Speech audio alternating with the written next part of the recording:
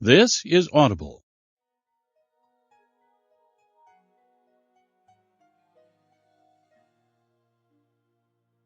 Brilliance Audio presents the unabridged recording of Napoleon Hill's Outwitting the Devil, The Secret to Freedom and Success, by Napoleon Hill, edited and annotated by Sharon Lechter, performed by Dan John Miller and Phil Gigante.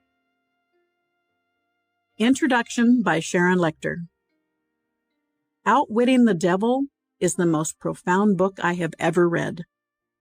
First, I was incredibly honored when Don Green, CEO of the Napoleon Hill Foundation, trusted me enough to ask me to become involved in this project. And then I read the manuscript. I couldn't sleep for a week. Written on a manual typewriter in 1938 by the master himself, Napoleon Hill, this manuscript had been locked away and hidden by Hill's family for 72 years. Why? Because they were frightened by the response it would invoke. Hill's courage in revealing the devil's work around each of us every day, in our churches, our schools, and our politics, threatened the very core of society, as it was known at the time. When asked why the family had hidden the manuscript, Don Green recites the following inside story. It was the objections of Hill's wife, Annie Lou. She was secretary to Dr. William Plummer Jacobs, president of Presbyterian College in Clinton, South Carolina.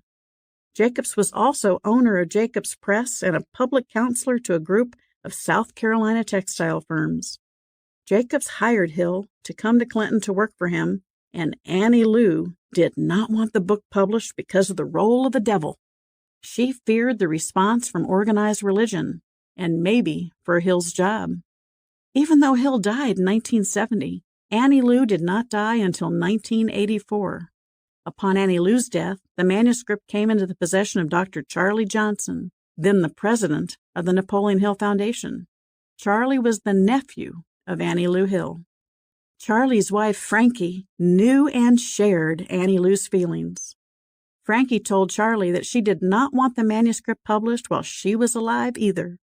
Charlie's wife passed away a couple of years ago, and Charlie finally gave me the manuscript, bound in red and embossed with the letters Outwitting the Devil in gold on the cover. The Foundation believes the manuscript has a powerful message that needs to be shared. After speaking with Don, I was overcome with a powerful realization. This book, even though written in 1938, was actually meant to be published today, meant to rock our society today. It was intended to provide answers during this uncertain economic and spiritual time. It provides the keys for each of us to outwit the devil in our own lives. It shows us how to chart a course for success and to add value to the world around us through the process. Just as Think and Grow Rich helped us recover and succeed after the Great Depression, Outwitting the Devil was written to help each of us recover and succeed today.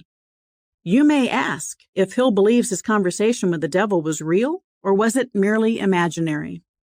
The choice is yours. But I also asked Don Green about Hill's thoughts in his other writings to see if we could get another look inside Hill's head. Don's response was as follows. The use of imaginary conversations was not new to Hill. In 1953, Hill published How to Raise Your Own Salary, which was written as a conversation between Hill and Carnegie. Hill had actually interviewed Carnegie in 1908, and Carnegie died in 1919, well before its publication. This was not the first time Hill used imaginary meetings to convey what he was writing about. In Think and Grow Rich, Hill, writing about the sixth sense, wrote about his imaginary council meeting with the 9 men whose life works had been the most impressive to Hill. These 9 imaginary council members were Emerson, Paine, Edison, Darwin, Lincoln, Burbank, Napoleon, Ford, and Carnegie. Hill wrote in Think and Grow Rich that during his meetings with his invisible counselors, he found his mind most receptive to ideas, thoughts, and knowledge that reached him during these times when his sixth sense was activated. Outwitting the Devil was by no means his first time to write about religion. In fact, after he published Law of Success in 1928, he received letters of criticism about his stance on schools and religion. In Think and Grow Rich, in the chapter The 6 Ghosts of Fear, Hill wrote that fear of death, in the majority of cases, could be charged to religious fanaticism. Hill had much to say about religious leaders in this section of his classic bestseller. Hill had much to say about religion even in his Hill's Golden Rule magazine. He wrote an article, A Suggestion to Ministers of the Gospel, in which he admonished church leaders to teach their followers to practice harmony among each other. So the choice is yours. Did Hill actually talk to the devil, or is this a parable created to reach and touch your heart? Hill's unique style will pull you in and move you in ways you never thought possible.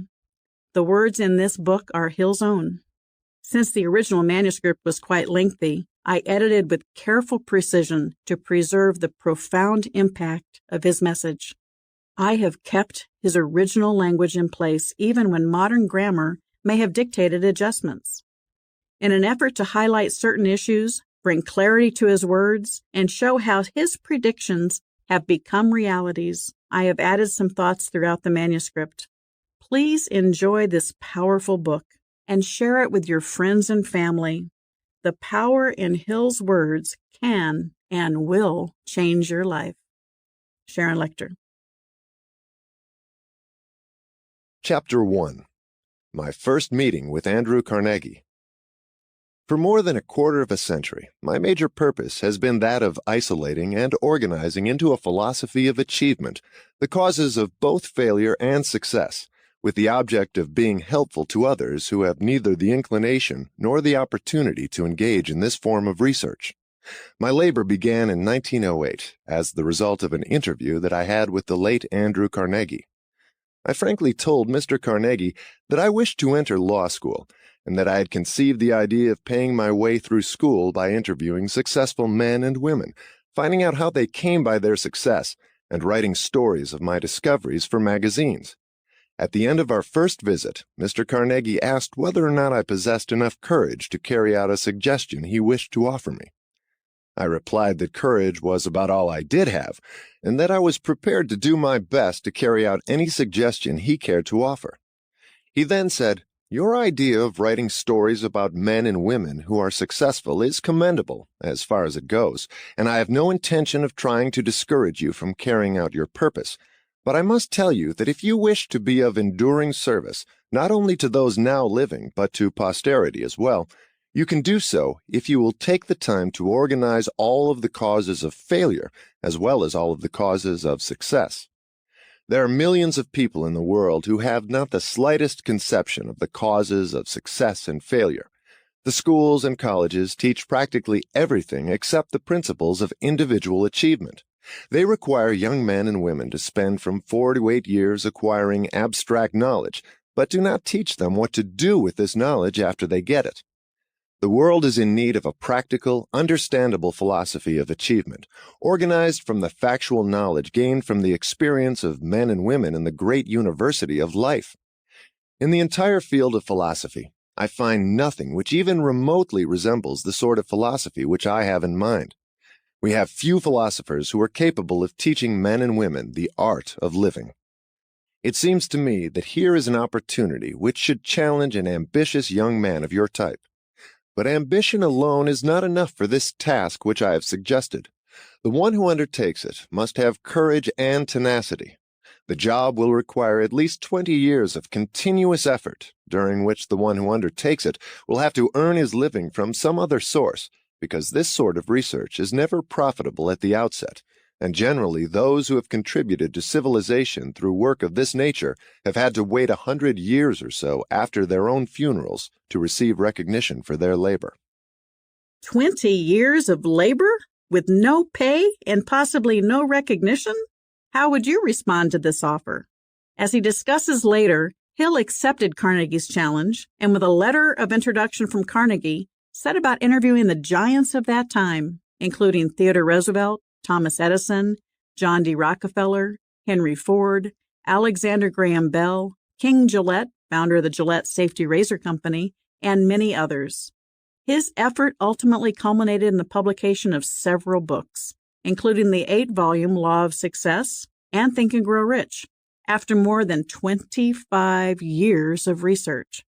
Think and Grow Rich is widely recognized as the seminal work in self-development, introducing essentially all the principles that continue to serve as the foundation for the teachings of the personal development gurus of today. As reflected in Hill's own description, the process of developing and publishing Think and Grow Rich was itself a study in the principles he revealed. It may be telling that the manuscript of Outwitting the Devil was written the year after Think and Grow Rich was published, since this work may reveal the frustration and revelation of Hill's other self, and how he conquered his frustrations and succeeded in using the very principles he described in Think and Grow Rich. Outwitting the Devil will reveal Hill's spiritual awakening and how each of us can learn from his encounter with the devil. If you undertake this job, you should interview not only the few who have succeeded, but the many who have failed. You should carefully analyze many thousands of people who have been classified as failures, and I mean by the term failures, men and women who come to the closing chapter of life disappointed because they did not attain the goal which they had set their hearts upon achieving. As inconsistent as it may seem, you will learn more about how to succeed from the failures than you will from the so-called successes. They will teach you what not to do. Along toward the end of your labor, if you carry it through successfully, you will make a discovery which may be a great surprise to you. You will discover that the cause of success is not something separate and apart from the man, that it is a force so intangible in nature that the majority of men never recognize it, a force which might be properly called the other self. Noteworthy is the fact that this other self seldom exerts its influence or makes itself known, excepting at times of unusual emergency, when men are forced, through adversity and temporary defeat, to change their habits and to think their way out of difficulty. My experience has taught me that a man is never quite so near success as when that which he calls failure has overtaken him, for it is on occasions of this sort that he is forced to think. If he thinks accurately, and with persistence, he discovers that so-called failure usually is nothing more than a signal to rearm himself with a new plan or purpose. Most real failures are due to limitations which men set up in their own minds. If they had the courage to go one step further, they would discover their error. Most real failures are due to limitations which men set up in their own minds. A negative mindset and self-doubt can be the primary obstacle to success.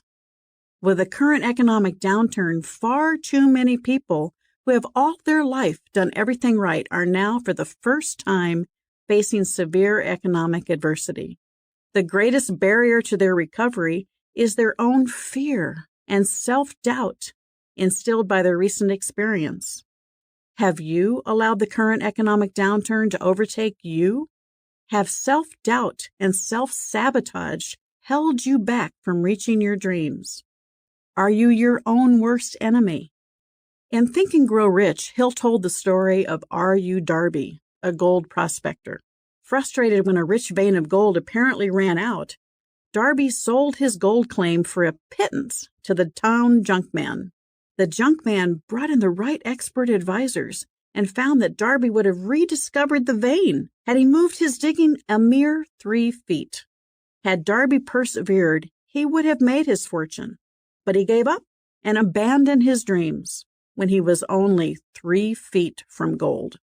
Rather than being crushed by his error, Darby learned from his experience and went on to build an insurance empire.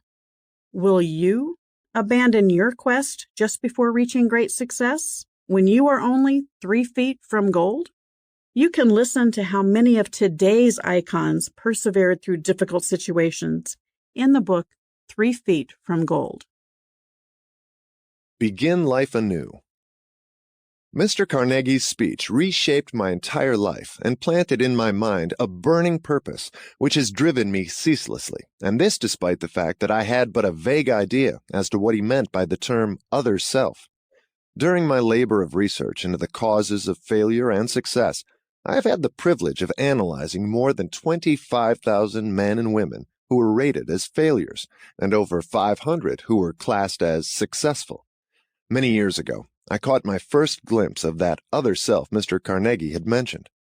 The discovery came, as he said it would, as the result of two major turning points of my life, which constituted emergencies that forced me to think my way out of difficulties such as I had never before experienced.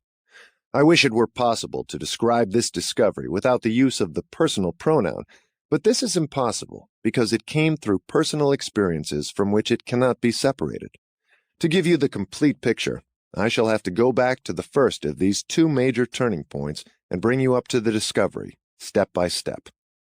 The research necessary for the accumulation of the data, from which the 17 principles of achievement and the 30 major causes of failure were organized, required years of labor. I had reached the false conclusion that my task of organizing a complete philosophy of personal achievement had been completed.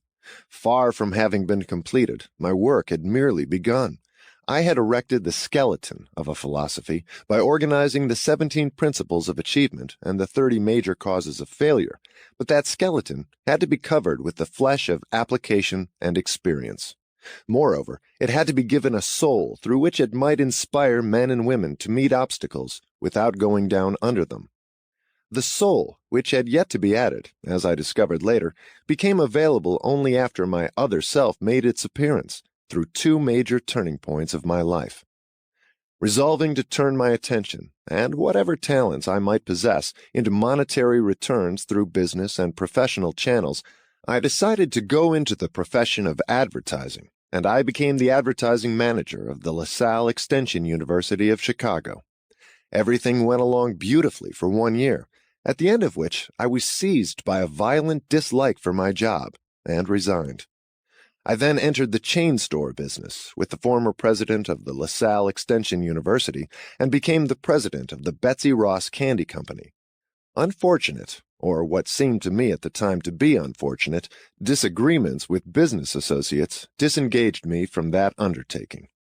The lure of advertising still was in my blood, and I tried again to give expression to it by organizing a school of advertising and salesmanship as a part of Bryant and Stratton Business College. The enterprise was sailing smoothly, and we were making money rapidly when the United States entered World War I. In response to an inner urge which no words can describe, I walked away from the school and entered the service of the United States government under President Woodrow Wilson's personal direction, leaving a perfectly sound business to disintegrate. On Armistice Day, 1918, I began the publication of the Golden Rule magazine. Despite the fact that I did not have a penny of capital, the magazine grew rapidly and soon gained a nationwide circulation of nearly 500,000, ending its first year's business with a profit of $3,156. Some years later, I learned, from an experienced publisher, that no man experienced in the publication and distribution of national magazines would think of starting such a magazine with less than $500,000 of capital. For a proper perspective, $3,156 in 1918 would represent $45,000 today, based on the Consumer Price Index average for each year compiled by the U.S. Bureau of Labor Statistics, and $202,000 using the nominal GDP per capita tables. Not a bad profit for the first year in a magazine business, when 80 to 90% of new titles fail, and even the successful ones take 3 to 5 years to become profitable. The Golden Rule magazine and I were destined to part company. The more we succeeded, the more discontented I became, until finally, due to an accumulation of petty annoyances caused by business associates, I made them a present of the magazine and stepped out. Through that move, perhaps, I tossed a small fortune over my shoulder. This was only the beginning of Hill's love for magazines. The Golden Rule was followed by his publication of the Napoleon Hill magazine. Later in life, he became the editor of Success, a magazine that is still published today. Next, I organized a training school for salesmen. My first assignment was to train a sales army of 3,000 people for a chain store company, for which I received $10 for each salesman who went through my classes.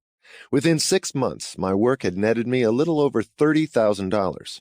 Success, as far as money was concerned, was crowning my efforts with abundance. Again, I became fidgety inside. I was not happy. It became more obvious every day that no amount of money would ever make me happy. Without the slightest reasonable excuse for my actions, I stepped out and gave up a business from which I might easily have earned a healthy salary.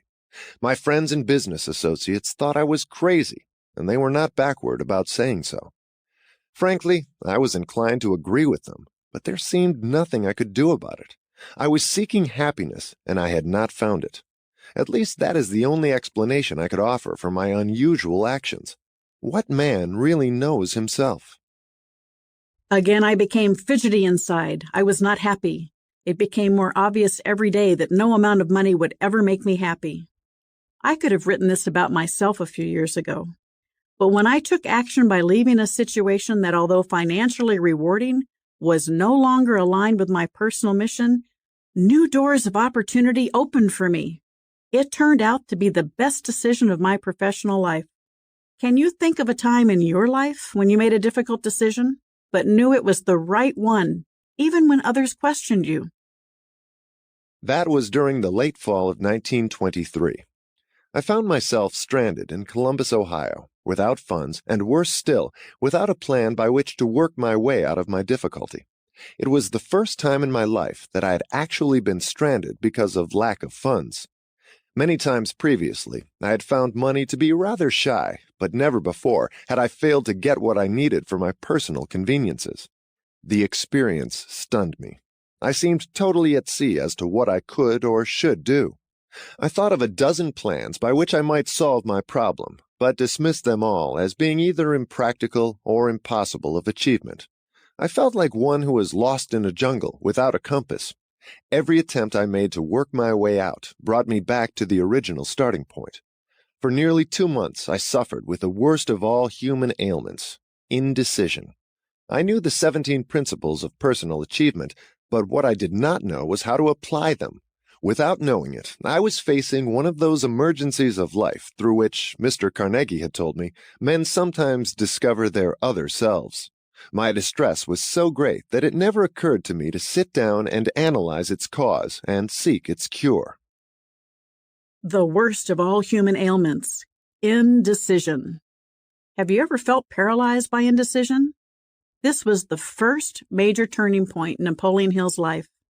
His moving from job to job, seeking contentment in his own ideal professional life, sounds like many people today, people who are seeking contentment in their jobs and lives. Hill's predicament was, by his own admission, self-inflicted. However, he found himself in very much the same circumstances as someone today who has been negatively affected by the present economic situation.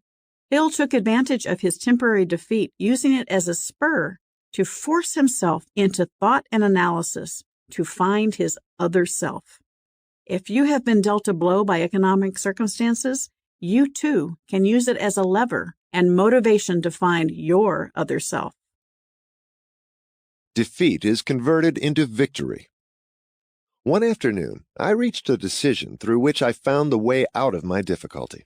I had a feeling that I wanted to get out into the open spaces of the country, where I could get a breath of fresh air and think. I began to walk, and had gone 7 or 8 miles when I felt myself brought suddenly to a standstill. For several minutes I stood there, as if I had been glued to my tracks. Everything around me went dark. I could hear the loud sound of some form of energy which was vibrating at a very high rate.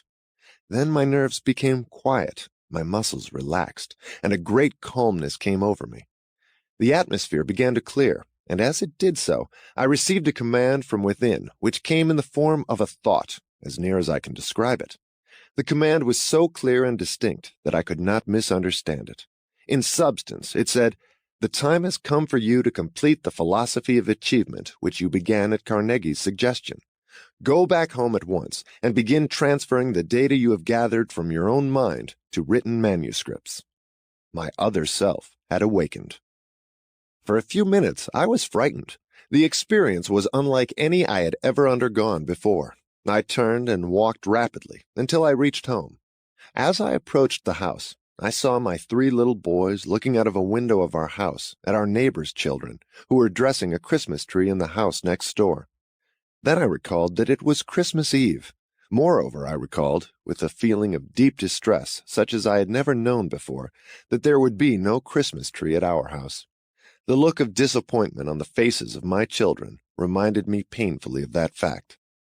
I went into the house, sat down at my typewriter, and began at once to reduce to writing the discoveries I had made concerning the causes of success and failure. As I placed the first sheet of paper in the typewriter, I was interrupted by that same strange feeling which had come over me out in the country a few hours before, and this thought flashed into my mind. Your mission in life is to complete the world's first philosophy of individual achievement. You have been trying in vain to escape your task, each effort having brought you failure. You are seeking happiness. Learn this lesson once and forever, that you will find happiness only by helping others to find it. You have been a stubborn student. You had to be cured of your stubbornness through disappointment. Within a few years from now, the whole world will start through an experience which will place millions of people in need of the philosophy which you have been directed to complete. Your big opportunity to find happiness by rendering useful service will have come. Go to work, and do not stop until you have completed and published the manuscripts which you have begun. I was conscious of having arrived at last at the end of life's rainbow, and I was happy. Doubt makes its appearance. The spell, if the experience may be called so, passed away. I began to write. Shortly thereafter, my reason suggested to me that I was embarking upon a fool's mission.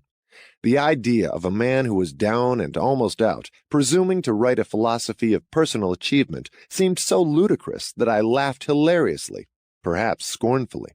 I squirmed in my chair, ran my fingers through my hair, and tried to create an alibi that would justify me, in my own mind, in taking the sheet of paper out of my typewriter before I had really begun to write.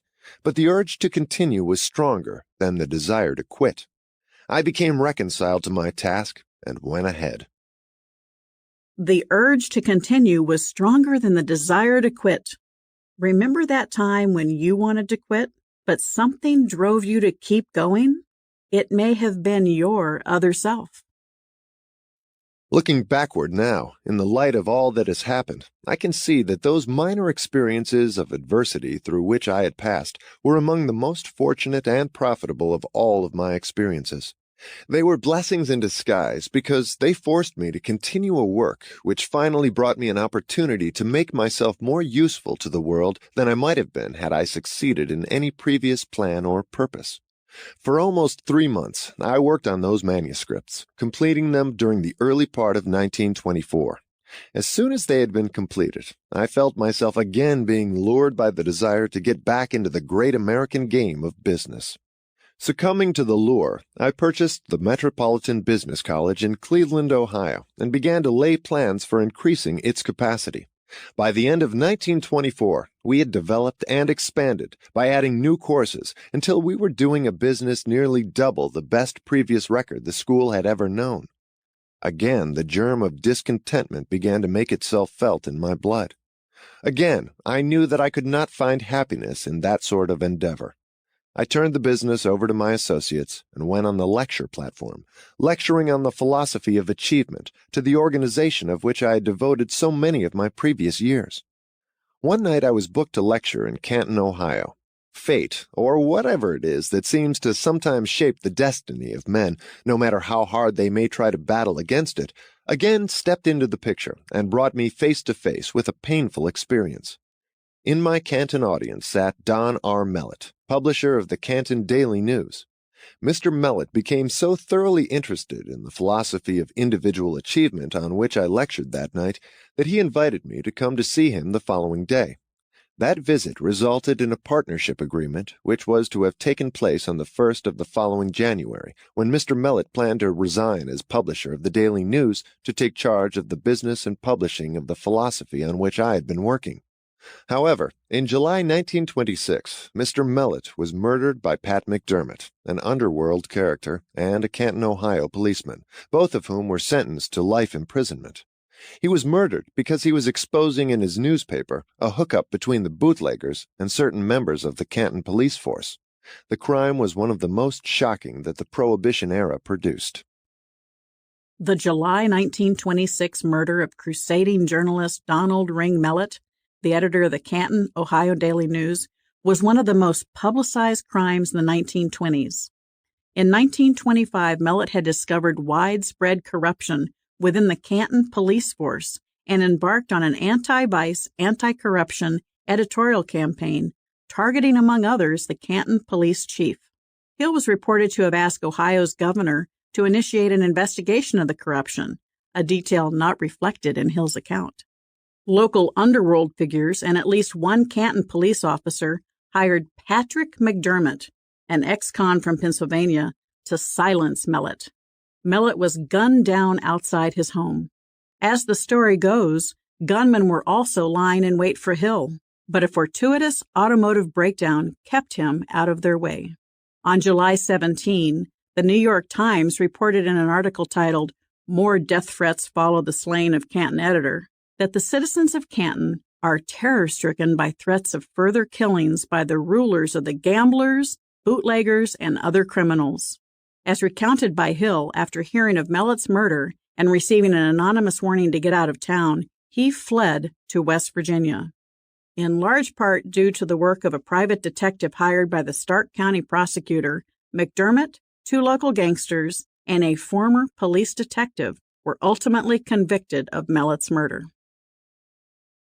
Chance saves my life. The morning after Mr. Mellett's death, I was called on the telephone and put on notice by some unknown person that I had 1 hour in which to get out of Canton, that I could go voluntarily within the hour, but if I waited longer, I probably would go in a pine box. My business association with Mr. Mellett had apparently been misunderstood. His murderers evidently believed I was directly connected with the exposé he was making in his newspapers.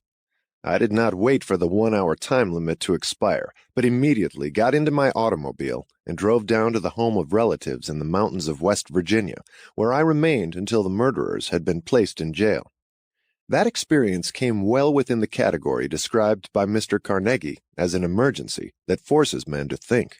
For the first time in my life, I knew the pain of constant fear. My experience of a few years before, in Columbus, had filled my mind with doubt and temporary indecision, but this one had filled it with a fear which I seemed unable to remove. During the time that I was in hiding, I seldom left the house at night, and when I did step out, I kept my hand on an automatic pistol in my coat pocket, with the safety catch unlatched for immediate action. If a strange automobile stopped in front of the house where I was hiding, I went into the basement and carefully scrutinized its occupants through the basement windows.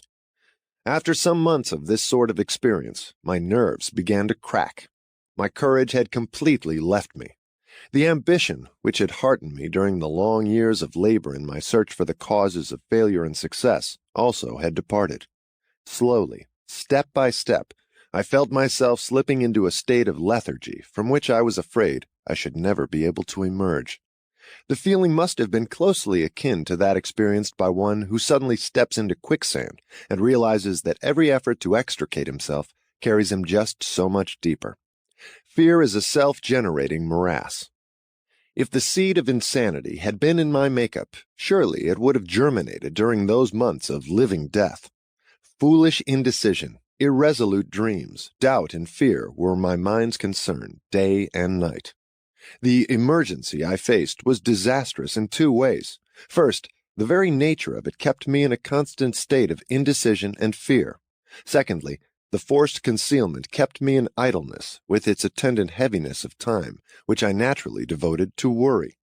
My reasoning faculty had almost been paralyzed. I realized that I had to work myself out of this state of mind. But how? The resourcefulness which had helped me to meet all previous emergencies seemed to have completely taken wing, leaving me helpless. Out of my difficulties, which were burdensome enough up to this point, grew another, which seemed more painful than all the others combined. It was the realization that I had spent the better portion of my past years in chasing a rainbow, searching hither and yon for the causes of success, and finding myself now more helpless than any of the 25,000 people whom I had judged as being failures. This thought was almost maddening, Moreover, it was extremely humiliating because I had been lecturing all over the country, in schools and colleges and before business organizations, presuming to tell other people how to apply the 17 principles of success, while here I was, unable to apply them myself. I was sure that I never could again face the world with a feeling of confidence. Every time I looked at myself in a mirror, I noticed an expression of self-contempt on my face, and, not infrequently, I did say things to the man in the mirror which are not printable. I had begun to place myself in the category of charlatans who offer others a remedy for failure which they themselves cannot successfully apply. The criminals who had murdered Mr. Mellet had been tried and sent to the penitentiary for life. Therefore, it was perfectly safe, as far as they were concerned, for me to come out of hiding and again take up my work. I could not come out, however, because now I faced circumstances more frightful than the criminals who had sent me into hiding. The experience had destroyed whatever initiative I had possessed. I felt myself in the clutches of some depressing influence which seemed like a nightmare. I was alive, I could move around, but I could not think of a single move by which I might continue to seek the goal which I had, at Mr. Carnegie's suggestion, set for myself. I was rapidly becoming indifferent, not only toward myself, but worse still, I was becoming grouchy and irritable toward those who had given me shelter during my emergency. I faced the greatest emergency of my life. Unless you have gone through a similar experience, you cannot possibly know how I felt. Such experiences cannot be described. To be understood, they must be felt. My reasoning faculty had almost been paralyzed. Hill was paralyzed first by fear of physical harm, and then by the shame of having been paralyzed by that fear. Have you ever been paralyzed by similar emotions?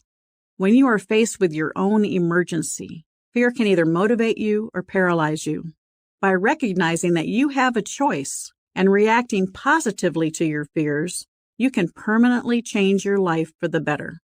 Many people today may be experiencing the same feelings of anger, followed by irritability and the debilitating feeling of indifference. They feel discouraged and lack self-confidence due to uncertainty in their financial situation or personal lives. They may be angry and allow that anger to paralyze them. I had a conversation with just such a young man. "I am 30 years old," he said, "and have no marketable skills or prospects." He had a million excuses for not taking action to change his situation. I pointed out that unless he took action, nothing would change. "Unless you make an effort to change things," I said, "in a year's time, the only difference will be that you are 31 years old with no marketable skills or prospects." Does this pattern sound familiar to you, either for yourself or someone you care for? How do you break that paralysis? Napoleon Hill now shares how he overcame his fear and indifference and found the hope, inspiration, and motivation to recover and create success in his life. The most dramatic moment of my life. The turn came suddenly, in fall 1927, more than a year after the Canton incident. I left the house one night and walked up to the public school building on top of a hill above the town. I had reached a decision to fight the matter out with myself before that night ended. I began to walk around the building, trying to force my befuddled brain to think clearly. I must have made several hundred trips around the building before anything which even remotely resembled organized thought began to take place in my mind. As I walked, I repeated over and over to myself, "There is a way out, and I'm going to find it before I go back to the house." I must have repeated that sentence 1,000 times. Moreover, I meant exactly what I was saying. I was thoroughly disgusted with myself, but I entertained a hope of salvation. Then, like a flash of lightning out of a clear sky, an idea burst into my mind with such force that the impulse drove my blood up and down my veins. This is your testing time. You have been reduced to poverty and humiliated in order that you might be forced to discover your other self.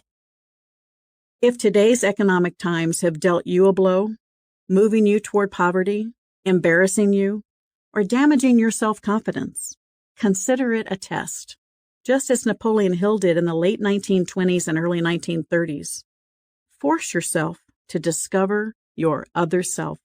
By working through the low points in your life and persevering, You can often gain the insight needed to truly succeed. For the first time in years, I recalled what Mr. Carnegie had said about this other self.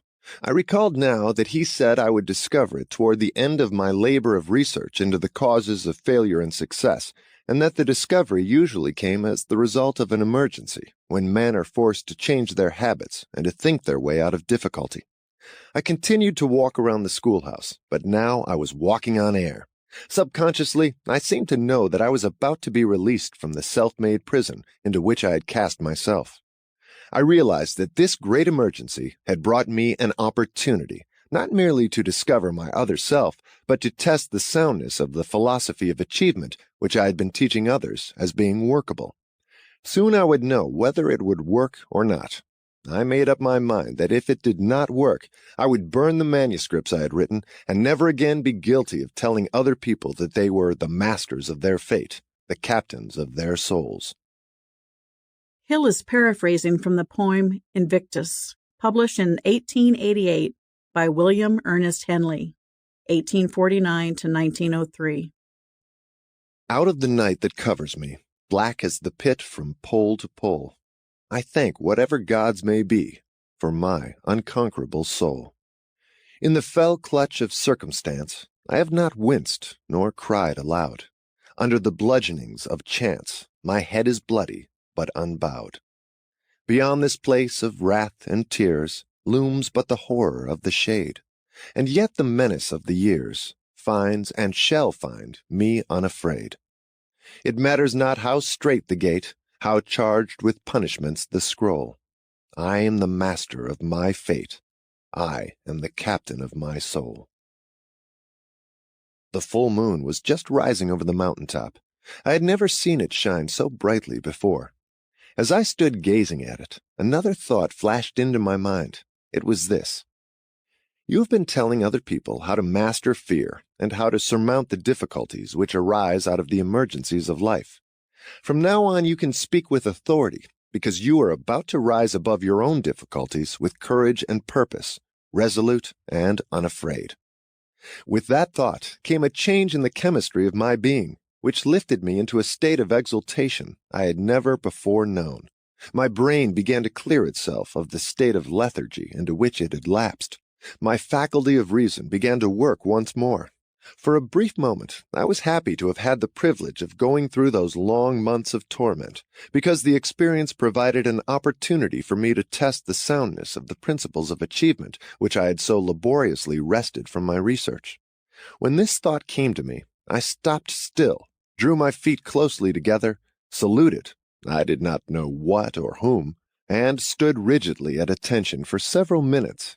This seemed at first like a foolish thing to do, but while I was standing there, another thought came through in the form of an order that was as brief and snappy as any ever given by a military commander to a subordinate. The order said, "Tomorrow get into your automobile and drive to Philadelphia, where you will receive aid in publishing your philosophy of achievement." There was no further explanation and no modification of the order. As soon as I received it, I walked back to the house, went to bed, and slept with peace of mind such as I had not known for over a year. When I awoke the following morning, I got out of bed and immediately began to pack my clothes and to make ready for the trip to Philadelphia. My reason told me that I was embarking upon a fool's mission. Who did I know in Philadelphia to whom I might apply for financial aid in publishing 8 volumes of books at a cost of $25,000? I asked myself. Instantly, the answer to that question flashed into my mind, as plainly as if it had been uttered in audible words.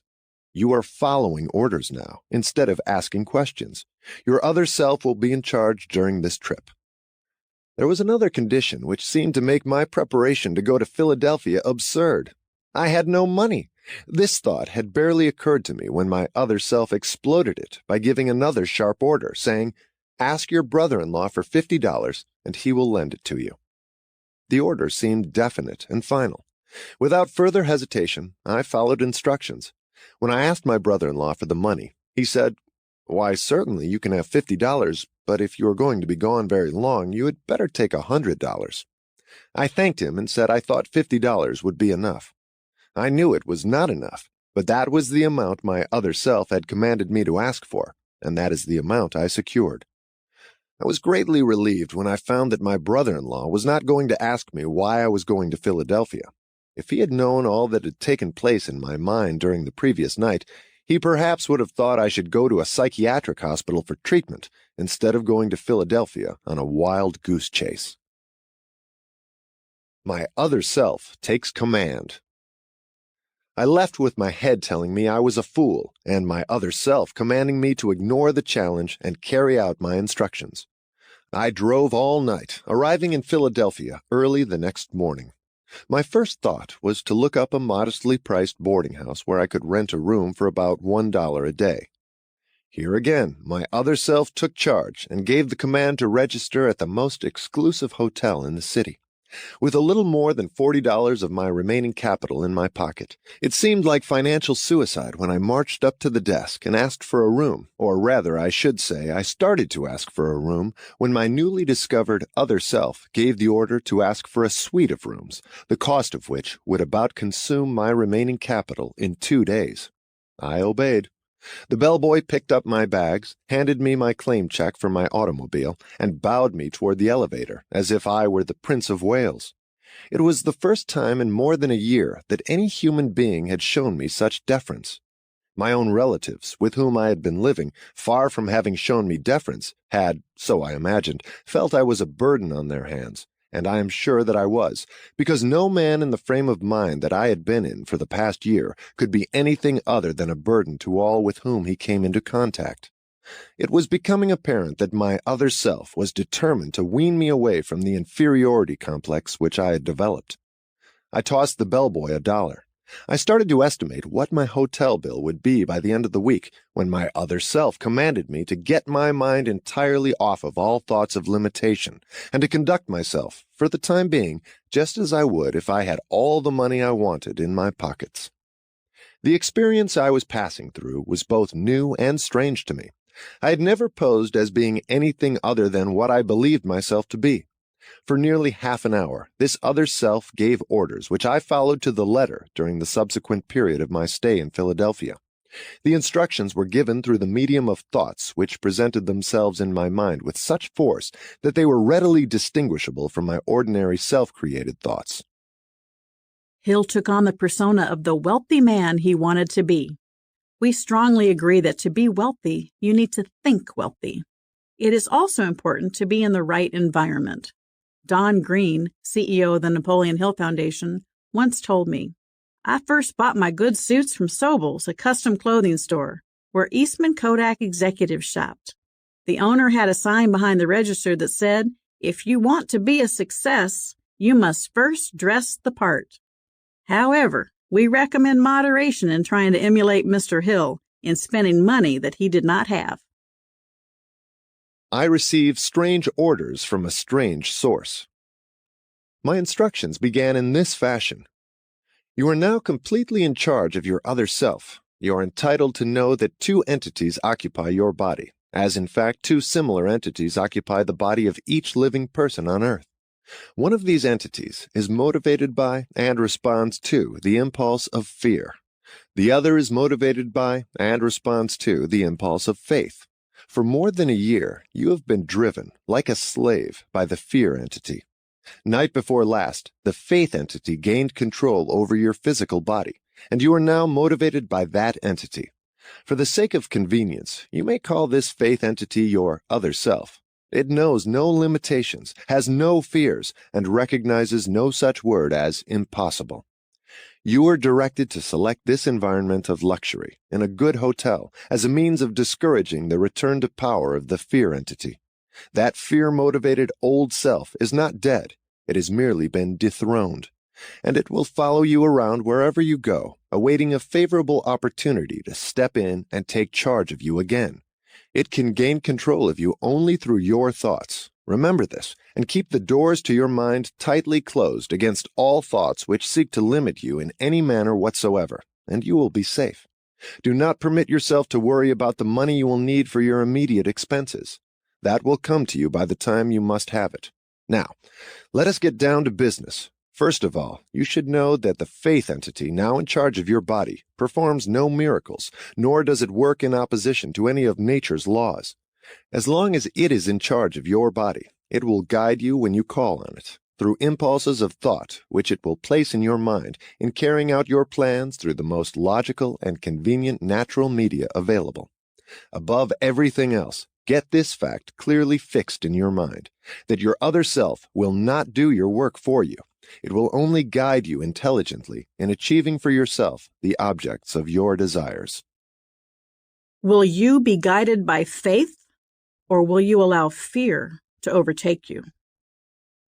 This other self will aid you in translating your plans into reality. Moreover, you should know that it begins always with your major or most pronounced desire. At this time, your major desire, the one which brought you here, is to publish and distribute the results of your research into the causes of success and failure. You estimate that you will need approximately $25,000. Among your acquaintances, there is a man who will supply you with this needed capital. Begin at once to call into your mind the names of all persons of your acquaintance whom you have reason to believe might be induced to furnish the financial aid you require. When the name of the logical person comes into your mind, you will recognize it immediately. Communicate with that person, and the aid you seek will be given. In your approach, however, present your request in terminology such as you would use in the usual course of business transactions. Make no reference whatsoever to this introduction you have had to your other self. If you violate these instructions, you will meet with temporary defeat. Your other self will remain in charge and continue to direct you as long as you rely upon it. Keep doubt and fear and worry and all thoughts of limitation entirely out of your mind. That will be all for the present. You will now begin to move of your own free will, precisely as you did before you discovered your other self. Physically, you are the same as you have always been. Therefore, no one will recognize that any change has taken place in you. I looked around the room, blinked my eyes, and to make sure that I was not dreaming, I got up and walked over to a mirror and looked at myself closely. The expression on my face had changed from one of doubt to one of courage and faith. There was no longer any doubt in my mind that my physical body was in charge of an influence far different from the one which had been dethroned 2 nights before as I walked around that schoolhouse in West Virginia. Here, in editing the manuscript, I have ended the chapter at one of the great turning points in the author's life. Have you ever undergone a life change such as the one Hill just described? It can also be described in religious terms as a conversion experience. Others may simply refer to it as a wake-up call, or a tap on the shoulder, or more vehemently as a slap in the face. Chapter 2. A New World is Revealed to Me. Obviously, I had undergone a new birth by which I had been separated from all forms of fear. I now had courage such as I never before had experienced. Despite the fact that I had not as yet been shown how, or from what source, I would be able to secure the necessary funds which I was seeking, I had such absolute faith that the money would be forthcoming that I could see it already in my possession. On but few occasions in my entire life have I experienced such faith. It was a feeling which one person cannot describe to another. There are no words in the English language suitable for such a description, a fact that all who have had similar experiences can easily verify. I proceeded immediately to carry out the instructions I had received. All feeling that I had embarked upon an impossible mission had now left me. One by one, I began to call into my mind the names of all my acquaintances I knew to be financially able to supply me with the $25,000 which I needed, starting with the name of Henry Ford and going over the entire list of more than 300 people. My other self plainly said, "Keep on searching." The darkest hour is just before dawn. But I had come to the end of my rope. My entire list of acquaintances had been exhausted, and with it my physical endurance as well. I had been at work, concentrating my mind upon that list of names for the better part of 2 days and nights, having stopped only long enough to sleep for a few hours. I leaned back in my chair, shut my eyes, and went into a sort of doze for a few minutes. I was aroused by what seemed to be an explosion in the room. As I regained consciousness, the name of Albert L. Pelton came into my mind, and with it a plan which I knew instantly to be the plan through which I would succeed in getting Mr. Pelton to publish my books. I remembered Mr. Pelton only as an advertiser in the Golden Rule magazine, which I had formerly published. Hill's subconscious mind identified an acquaintance, remembered only as an advertiser in Hill's magazine, as a potential source of funding. You make an impression on everyone you meet, just as everyone you meet makes an impression on you. You never know when an acquaintance may become a business associate. There is great power in your network. I sent for a typewriter, addressed a letter to Mr. Pelton at Meriden, Connecticut, and described the plan just as it had been handed over to me.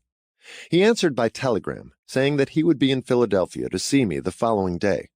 When he came, I showed him the original manuscripts of my philosophy, and briefly explained what I believed its mission to be.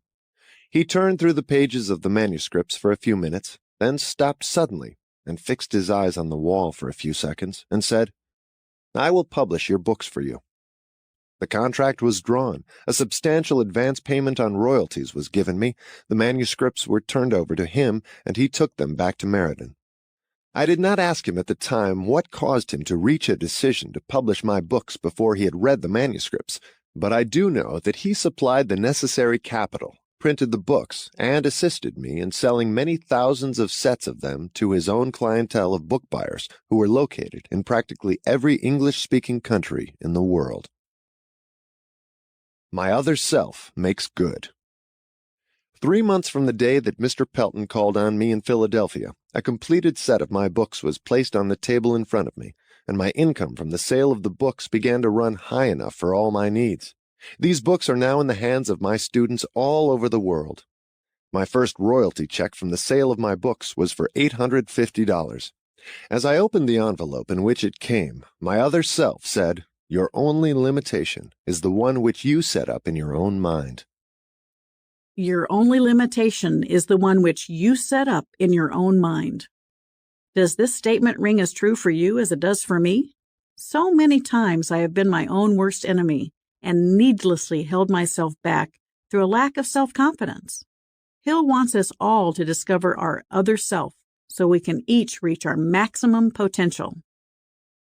I'm not sure that I understand just what this other self is, but I do know that there can be no permanent defeat for the man or the woman who discovers it and relies upon it.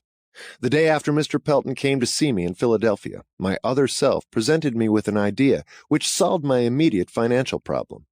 The idea flashed into my mind that automobile merchandising methods had to undergo a drastic change, and that future salesmen in this field would have to learn to sell automobiles instead of merely serving as buyers of used car trade-ins, as most of them were doing at the time.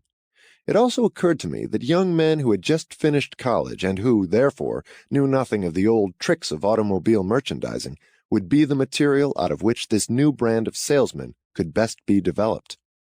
The idea was so distinct and impressive that I immediately called the sales manager of the General Motors Company on long-distance telephone and briefly explained my plan to him. He too was impressed by it and referred me to the West Philadelphia branch of the Buick Automobile Company, which was then owned and managed by Earl Powell. I went to see Mr. Powell, explained my plan to him, and he retained me at once to train 15 carefully selected young college men through whom the plan was put into operation.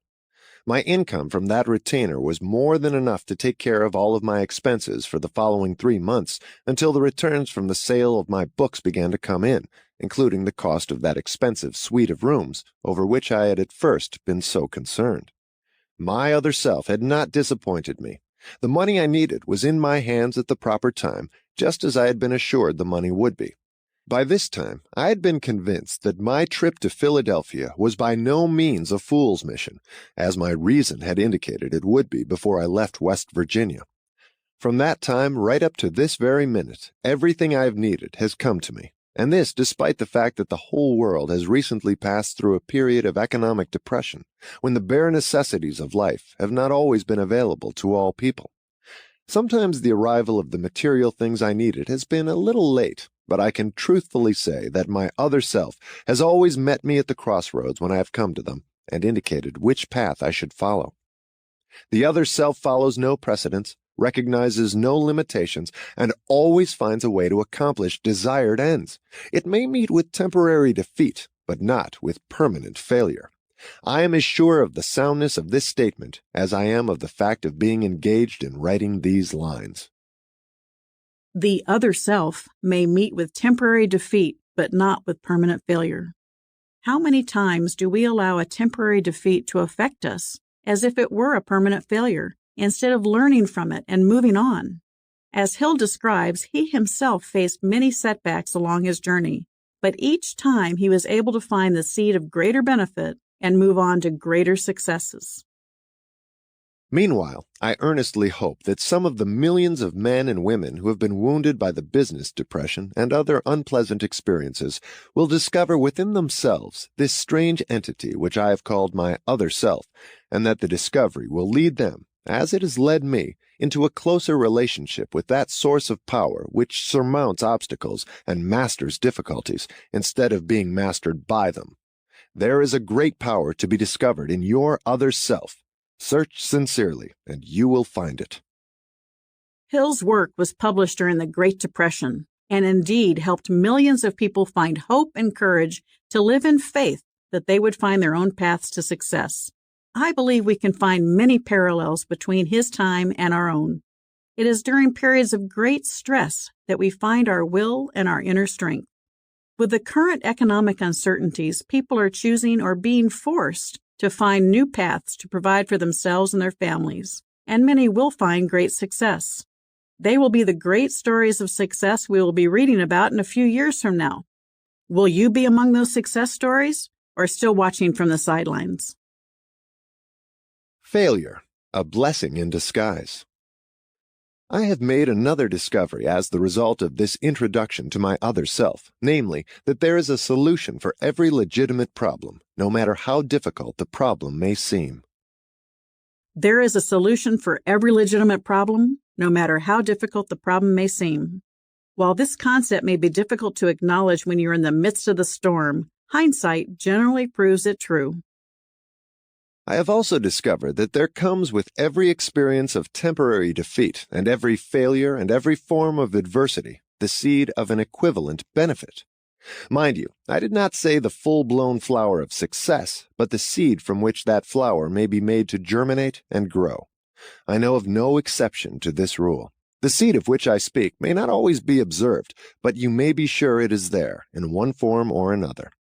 I do not pretend to understand all about this strange force which reduced me to poverty and want, and filled me with fear, and then gave me a new birth of faith through which I have been privileged to extend help to tens of thousands who found themselves slipping. But I do know that such a force has come into my life, and that I am doing all I can to place others in communication with it. During my quarter-century of research into the causes of success and failure, I have discovered many principles of truth which have been helpful to me and to others, but nothing I have observed has impressed me more than the discovery that every great leader of the past, whose record I have examined, was beset by difficulties and met with temporary defeat before arriving.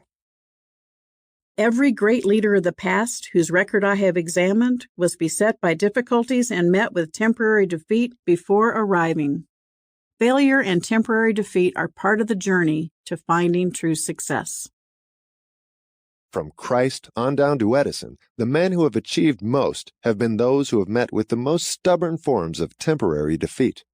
This would seem to justify the conclusion that infinite intelligence has a plan or a law by which it hurdles men over many obstacles before giving them the privilege of leadership or the opportunity to render useful service in a noteworthy fashion. I would not wish to be again subjected to the experiences through which I passed during that fateful Christmas Eve in 1923, and since on that eventful evening when I walked around the schoolhouse in West Virginia and fought that terrible battle with fear, but all the wealth in the world would not induce me to divest myself of the knowledge I have gained from those experiences. Faith has a new meaning to me. I repeat that I do not know exactly what this other self is, but I do know enough about it to lean upon it in a spirit of absolute faith in times of difficulty, when the ordinary reasoning faculty of my mind seems to be inadequate for my needs. The economic depression, which started in 1929, brought misery to millions of people. But let us not forget that the experience also brought many blessings, not the least of these being the knowledge that there is something infinitely worse than being forced to work. It is being forced not to work. In the main, that depression was more of a blessing than it was a curse, if analyzed in the light of the changes it brought to the minds of those who were wounded by it. The same is true of every experience which changes men's habits and forces them to turn to the great within for the solution of their problems.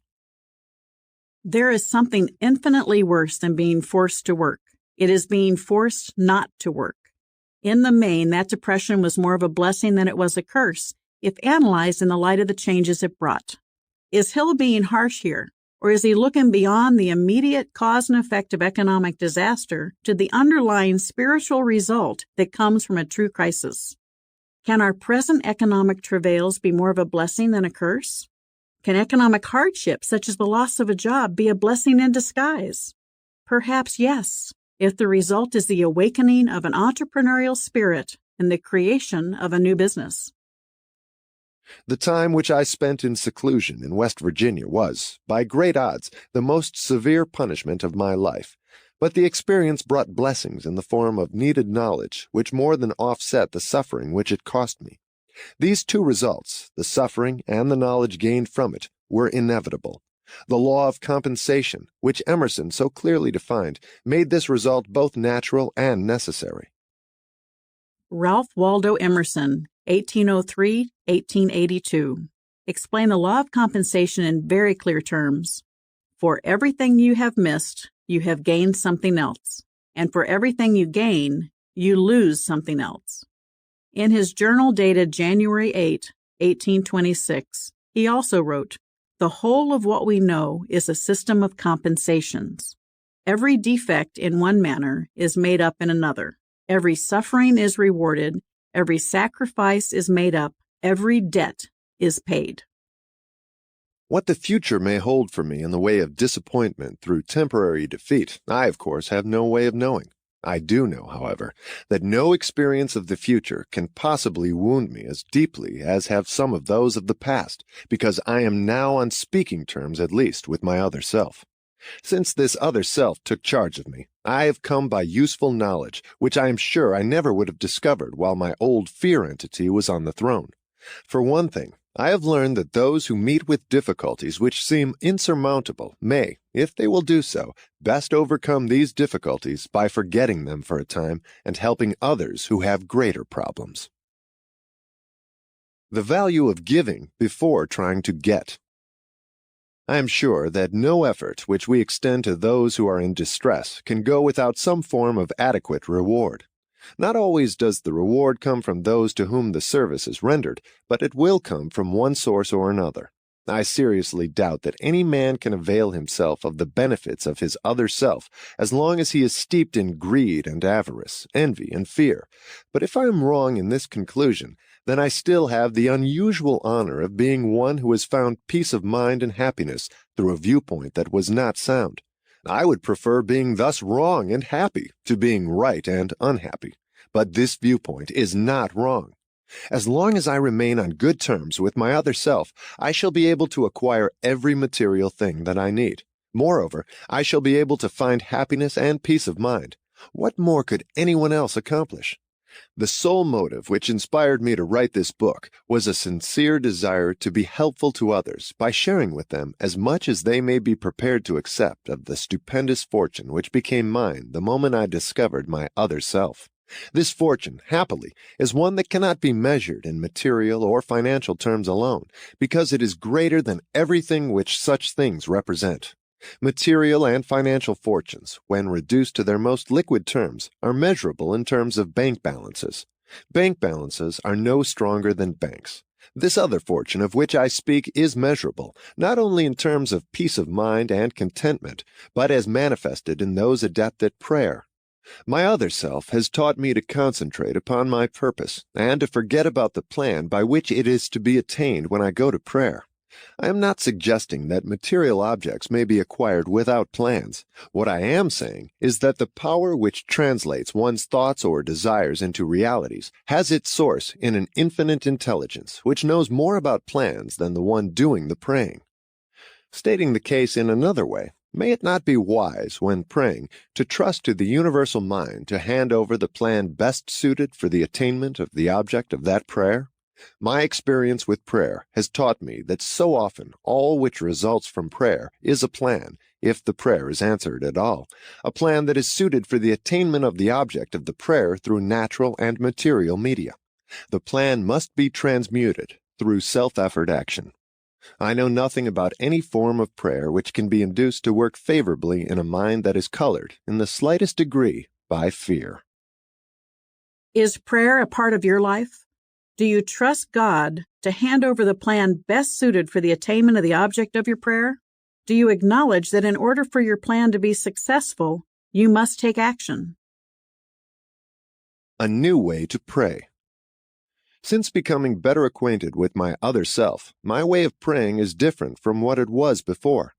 I used to go to prayer only when facing difficulty. Now I go to prayer before difficulty overtakes me, when possible. I now pray not for more of this world's goods and greater blessings, but to be worthy of that which I already have. I find that this plan is better than the old one.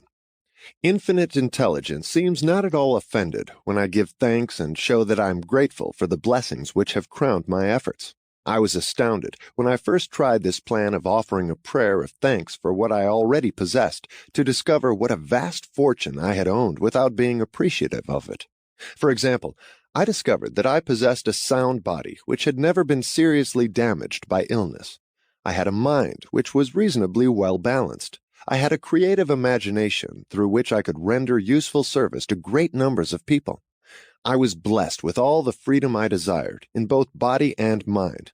I possessed an imperishable desire to help others who were less fortunate. I discovered that happiness, the highest aim of mankind, was mine for the taking, business depression or no business depression. Last, but by no means least, I discovered that I had the privilege of approaching infinite intelligence, either for the purpose of offering thanks for what I already possessed, or to ask for more, and for guidance. It may be helpful for every listener of this audiobook to take inventory of his or her intangible assets. Such an inventory may disclose possessions of priceless value. May we all make an inventory of our blessings in life and give thanks for every gift that we have been given. I know that when I am at a low point in my life, I force myself to think of my family and friends and the blessings they have brought to my life. It is the quickest path up and puts my temporary setbacks into perspective. Some signs we have overlooked. The whole world is undergoing a change of such stupendous proportions that millions of people have become panic-stricken with worry, doubt, indecision, and fear. It seems to me that now is a splendid time for those who have come to the crossroads of doubt to endeavor to become acquainted with their other selves. All who wish to do so will find it helpful if they take a lesson from nature. Observation will show that the eternal stars shine nightly in their accustomed places, that the sun continues to send down its rays of warmth, causing Mother Earth to yield an overabundance of food and clothing, that water continues to flow downhill, that the birds of the air and the wild animals of the forest receive their accustomed requirements of food, that useful day follows restful night, that busy summer follows the inactive winter, that the seasons come and go precisely as they did before the 1929 Depression began, that, in reality, only men's minds have ceased to function normally, and this because men have filled their minds with fear. Observation of these simple facts of everyday life may be helpful as a starting point for those who wish to supplant fear by faith. I am not a prophet, but I can, with all due modesty, predict that every individual has the power to change his or her material or financial status by first changing the nature of his or her beliefs. Do not confuse the word belief with the word wish. The two are not the same. Everyone is capable of wishing for financial, material, or spiritual advantages, but the element of faith is the only sure power by which a wish may be translated into a belief, and a belief into reality. And right here is an appropriate place at which to call attention to a real benefit which anyone may experience by deliberately using faith in focusing attention upon any form of constructive desire. The mind acts upon one's dominating or most pronounced desires. There is no escape from this fact. It is a fact indeed. Be careful what you set your heart upon, for it surely shall be yours. Every individual has the power to change his or her material or financial status by first changing the nature of his or her beliefs. It was right after publication of Think and Grow Rich in 1937 that Napoleon Hill began this manuscript for Outwitting the Devil. Through his interview with the devil, Hill discovers and reveals how the devil may be having his way with you and how you can ignite your other self to not only conquer the devil in your own life, but to also empower your other self to achieve your greatest success. Throughout his work is a recurring theme of the importance of transforming your thoughts from fear to faith. Faith is the beginning of all great achievement. If Edison had stopped by merely wishing for the secret with which electric energy might be harnessed and made to serve through the incandescent lamp, that convenience to civilization would have remained among nature's multifarious secrets. He met with temporary defeat more than 10,000 times before wresting this secret from nature. It was finally yielded up to him because he believed it would be, and he kept on trying until he had the answer. Edison uncovered more of nature's secrets. They might have been called miracles at an earlier period in the realm of physics than did any other man who ever lived, and this because he became acquainted with his other self. I have his own word for this, but even if I did not have it, his achievements of themselves have disclosed the secret in their unfoldment. Nothing within reason is impossible to the man who knows and relies upon his other self. Whatever man believes to be true has a way of becoming true. A prayer is a released thought, sometimes expressed in audible words, and at other times expressed silently. I have observed by experience that a silent prayer is as efficacious as the one which is expressed in words. I have observed also that one's state of mind is the determining factor when prayer works, as well as when it does not. My conception of the other self, which I have tried to describe, is that it merely symbolizes a newly discovered approach to infinite intelligence, an approach which one may control and direct through the simple process of mixing faith with one's thoughts. This is only another way of saying that I now have greater faith in the power of prayer. The state of mind known as faith apparently opens to one the medium of a sixth sense through which one may communicate with sources of power and information far surpassing any available through the 5 physical senses. There comes to your aid, and to do your bidding, with the development of the sixth sense, a strange power which, let us assume, is a guardian angel who can open to you at all times the door to the temple of wisdom.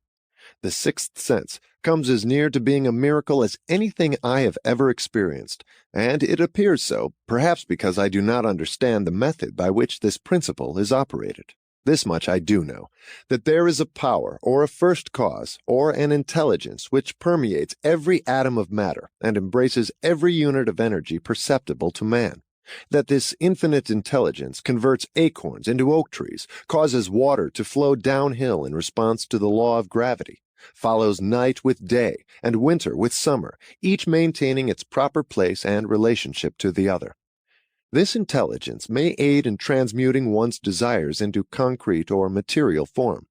I have this knowledge because I have experimented with it and have experienced it. I have for many years followed the habit of taking personal inventory of myself once a year for the purpose of determining how many of my weaknesses I have bridged or eliminated, and to ascertain what progress, if any, I had made during the year. This section on faith is worth listening to a few times because it contains Hill's core teachings on prayer. Faith, in his view, is a sixth sense, or spiritual power that enables one to succeed if one is in step with the first cause of all things, one of his descriptions of God. His is a practical or scientific faith that emphasizes tangible results. In the book 3 Feet from Gold, my co-author and I discussed the personal success equation that clearly reveals the importance of faith. Your personal success equation combining your passion with your talent, and then seeking the right association and taking the right action are very important components for your success. But it is when you combine all those components with a strong faith in yourself and your mission that you truly have your personal success equation. Chapter 3. A Strange Interview with the Devil. While you are listening to the interview with the devil, you will recognize from the brief description I have given you of the history of my life what a desperate effort the devil made to muzzle me before I gained public recognition. You will understand also, after listening to the interview with the devil, why the interview had to be preceded by this personal history of my background. Before you begin to listen to the interview, I want you to have a clear picture of the final fling the devil had at me, and be it remembered with profit that it was this final fling which gave Mercy a chance to turn and twist the devil's tail until he squealed out his confession. The devil's undoing began with the Depression in 1929. Through that unfortunate turn of the wheel of life, I lost my 600-acre estate in the Catskill Mountains. My income was entirely cut off. The Harriman National Bank, in which all my funds were deposited, folded up and was wiped out. Before I realized what was happening, I found myself caught up in a spiritual and economic hurricane, which evolved into a worldwide catastrophe of such force that no individual or group of individuals could withstand it. While waiting for the storm to cease and the stampede of human fear to stop, I moved to Washington, D.C., the city from which I made my start after my first meeting with Andrew Carnegie nearly a quarter of a century previously. There seemed nothing for me to do except sit down and wait. All I had was time. After 3 years of waiting without tangible results, my restless soul began to push me back into service. There was little opportunity for me to teach a philosophy of success when the whole world around me was in the midst of abject failure, and men's minds were filled with the fear of poverty. This thought came to me one evening while I was sitting in my automobile in front of the Lincoln Memorial on the Potomac River within the shadow of the Capitol. With it came another thought. The world had staged an unprecedented depression over which no human being had control. With that depression had come to me an opportunity to test the philosophy of self-determination, to the organization of which I had devoted the better portion of my adult life. Once more, I had the opportunity to learn whether my philosophy was practical or mere theory. I realized, too, the opportunity had come to test a claim I had made hundreds of times, that every adversity brings with it the seed of an equivalent advantage. What, if any, I asked myself, were the advantages to me of a world depression? When I began to look for a direction in which I might move to test my philosophy, I made the most shocking discovery of my life. I discovered that through some strange power which I did not understand, I had lost my courage. My initiative had been demoralized. My enthusiasm had been weakened. Worst of all, I was sorely ashamed to acknowledge that I was the author of a philosophy of self-determination, because down deep in my heart I knew, or thought I knew, that I could not make my philosophy pull me out of the hole of despair in which I found myself. While I floundered in a state of mental bewilderment, the devil must have been dancing a jig of rejoicing. At last he had the author of the world's first philosophy of individual achievement pinned under his thumb and paralyzed with indecision. But the devil's opposition must have been at work too. As I sat there in front of the Lincoln Memorial, reviewing in retrospect the circumstances which had so many times previously lifted me to great heights of achievement, only to let me drop to equal depths of despair, a happy thought was handed over to me in the form of a definite plan of action by which I believed I could throw off that hypnotic feeling of indifference with which I had been bound. In the interview with the devil, the exact nature of the power by which I had been deprived of my initiative and courage has been described. It is the same power with which millions of others were bound during the Great Depression.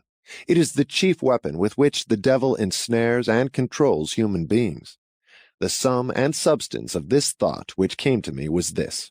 Despite the fact that I had learned from Andrew Carnegie and more than 500 others of equal business and professional achievements that noteworthy achievements in all walks of life come through the application of the master mind, the harmonious coordination of two or more minds working to a definite end. I had failed to make such an alliance for the purpose of carrying out my plan to take the philosophy of individual achievement to the world. Despite the fact I had understood the power of the master mind, I had neglected to appropriate and use this power. I had been laboring as a lone wolf instead of allying myself with other and superior minds. The interview with the devil may have occurred as Hill sat at the foot of the Lincoln Memorial. Was it real? It was real to Hill and created the framework for how he lived his life and shared his revelations with us, his students. To reiterate Hill's earlier words, he had discovered that every great leader of the past, whose record I have examined, was beset by difficulties and met with temporary defeat before arriving.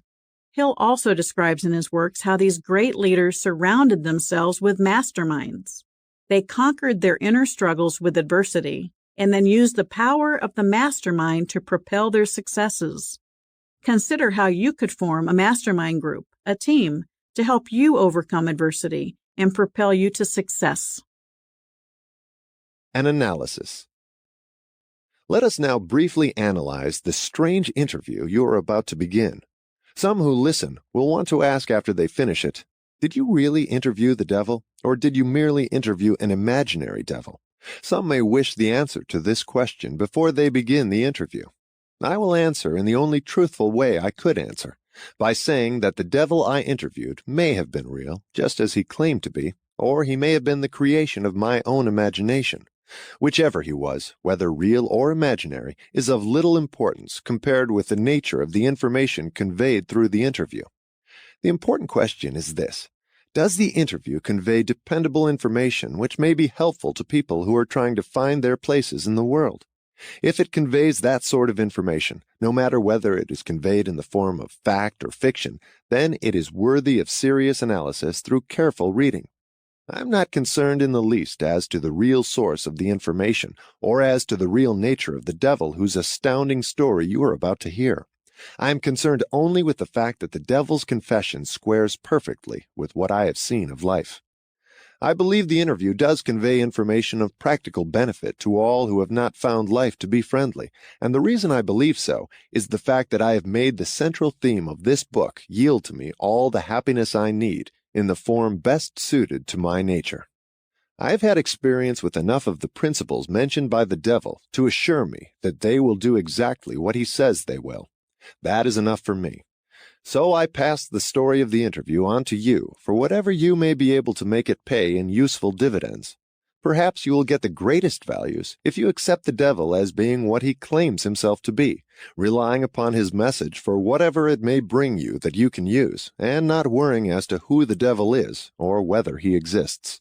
If you want my honest personal opinion, I believe the devil is exactly who he claims to be. Now, let us analyze his strange confession. After forcing his way into the consciousness of the devil, Mr. Earthbound began the unwilling interview with questions which could not be evaded. Hill, Mr. Earthbound, interrogates the devil in an almost courtroom atmosphere. Somehow, the devil is obligated to give complete and accurate answers. How was this done? Perhaps Hill forced the devil's confession by forming a mastermind, possibly with his wife. The harmonious coordination of two or more minds working to a definite end, to exert the power of God, the great storehouse of infinite intelligence wherein is stored all that is, all that ever was, and all that can ever be. Perhaps Hill won the right to accurate responses by being a thinker in control of his own mind, who mastered all his fears. Thanks to this mastery and control, Hill could demand true and accurate responses from the devil. In any event, Hill forces the devil to expose his tricks and wiles so that we may counter them and avoid the pitfalls in our lives.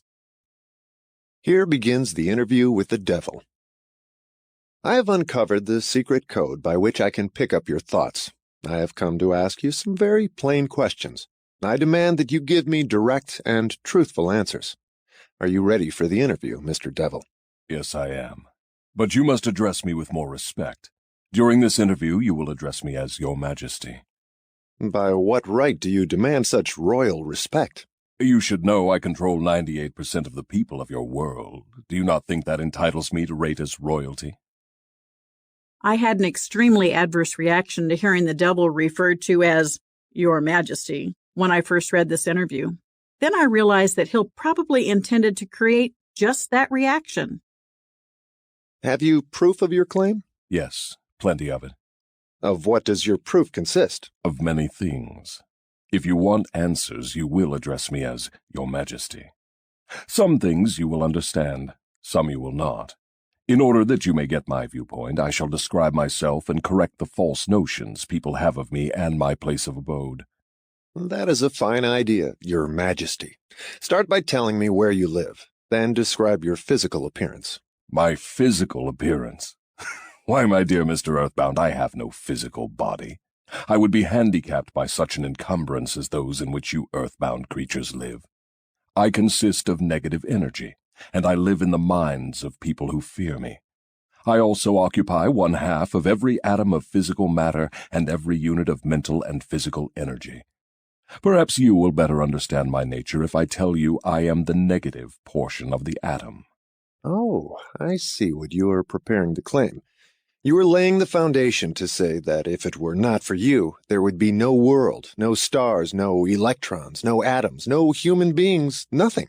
Is that correct? True. Absolutely true. Well, if you only occupy 1/2 of energy and matter, who occupies the other half? The other half is occupied by my opposition. Opposition? What do you mean? The opposition is what you earthbound call God. So you have the universe divided up with God. Is that your claim? Not my claim, but the actual fact. Before this interview is finished, you will understand why my claim is true. You will also understand why it has to be true, or there could be no world such as yours, no earthbound creatures such as you. I am no beast with a forked tongue and a spiked tail. But you do control the minds of 98 out of every 100 people. You said so yourself. Who causes all the misery in this 98% devil-controlled world if you do not? I have not said that I do not cause all the misery of the world. On the other hand, I boast of it. It is my business to represent the negative side of everything, including the thoughts of you earthbound people. How else could I control people? My opposition controls positive thought. I control negative thought. How do you gain control of the minds of people? Oh, that is easy. I merely move in and occupy the unused space of the human brain. I sow the seeds of negative thought in the minds of people so I can occupy and control the space. You must have many tricks and devices by which you gain and hold control of the human mind. To be sure, I employ tricks and devices to control human thought. My devices are clever ones, too. Go ahead and describe your clever tricks, Your Majesty. One of my cleverest devices for mind control is fear. I plant the seed of fear in the minds of people, and as these seeds germinate and grow, through use, I control the space they occupy. The 6 most effective fears are the fear of poverty, criticism, ill health, loss of love, old age, and death. Which of these 6 fears serves you most often, Your Majesty? The first and the last, poverty and death. At one time or another during life, I tighten my grip on all people through one or both of these.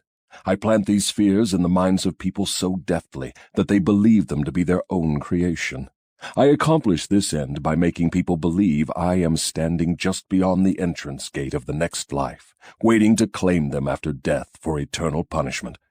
Of course, I cannot punish anyone, except in that person's own mind, through some form of fear. But fear of the thing which does not exist is just as useful to me as fear of that which does exist.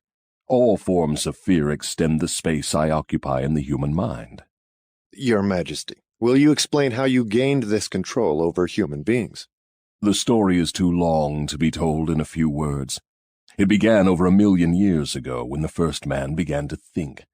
Up to that time I had control over all mankind, but enemies of mine discovered the power of positive thought, placed it in the minds of men, and then began a battle on my part to remain in control. So far I have done quite well by myself, having lost only 2% of the people to the opposition. I take it from your answer that men who think are your enemies. Is that right? It is not right, but it is correct. Tell me something more about the world in which you live. I live wherever I choose. Time and space do not exist for me. I am a force best described to you as energy. My favorite physical dwelling place, as I have told you, is in the minds of the earthbound. I control a part of the brain space of every human being. The amount of space I occupy in each individual's mind depends upon how little and what sort of thinking that person does. As I have told you, I cannot entirely control any person who thinks. You speak of your opposition. Just what do you mean by that? My opponent controls all the positive forces of the world, such as love, faith, hope, and optimism. My opponent also controls the positive factors of all natural law throughout the universe, the forces which keep the earth and the planets and all the stars balanced in their courses. But these forces are meek in comparison with those which operate in the human mind under my control. You see, I do not seek to control stars and planets. I prefer the control of human minds. Where did you acquire your power, and by what means do you add to it? I add to my power by appropriating the mind power of the earthbound as they come through the gate at the time of death. 98 out of every 100 who come back to my plane from the earth plane are taken over by me, and their mind power is added to my being. I get all who come over with any form of fear. You see, I am constantly at work, preparing the minds of people before death, so I can appropriate them when they come back to my plane. Will you tell me how you go about your job of preparing human minds so you can control them? I have countless ways of gaining control of human minds while they are still on the earth plane. My greatest weapon is poverty. I deliberately discourage people from accumulating material wealth because poverty discourages men from thinking and makes them easy prey for me. My next best friend is ill health. An unhealthy body discourages thinking. Then I have countless thousands of workers on earth who aid me in gaining control of human minds. I have these agents placed in every calling. They represent every race and creed, every religion. Who are your greatest enemies on earth, Your Majesty? All who inspire people to think and act on their own initiative are my enemies. Such men as Socrates, Confucius, Voltaire, Emerson, Thomas Paine, and Abraham Lincoln. And you are not doing me any good either. Is it true that you use men who have great wealth? As I have already told you, poverty is always my friend because it discourages independence of thought and encourages fear in the minds of men. Some wealthy men serve my cause, while others do me great damage, depending on how the wealth is used. The great Rockefeller fortune, for example, is one of my worst enemies. That is interesting, Your Majesty. Will you tell me why you fear the Rockefeller fortune more than others? The Rockefeller money is being used to isolate and conquer diseases of the physical body in all parts of the world. Disease has always been one of my most effective weapons. The fear of ill health is second only to the fear of poverty. The Rockefeller money is uncovering new secrets of nature in 100 different directions, all of which are designed to help men take and keep possession of their own minds. It is encouraging new and better methods of feeding, clothing, and housing people.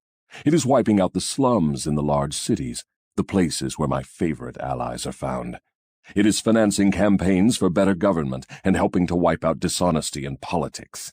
It is helping to set higher standards in business practice and encouraging businessmen to conduct business by the golden rule, and that is not doing my cause any good. What about these boys and girls who are said to be on the road to hell? Are you in control of them? Well, I can answer that question only with yes and no.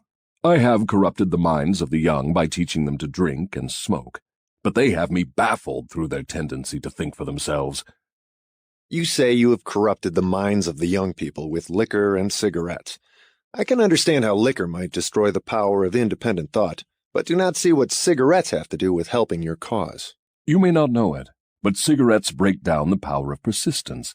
They destroy the power of endurance. They destroy the ability to concentrate. They deaden and undermine the imaginative faculty and help in other ways to keep people from using their minds most effectively. Do you know I have millions of people, young and old of both sexes, who smoke 2 packages of cigarettes a day? That means I have millions of people who are gradually destroying their power of resistance.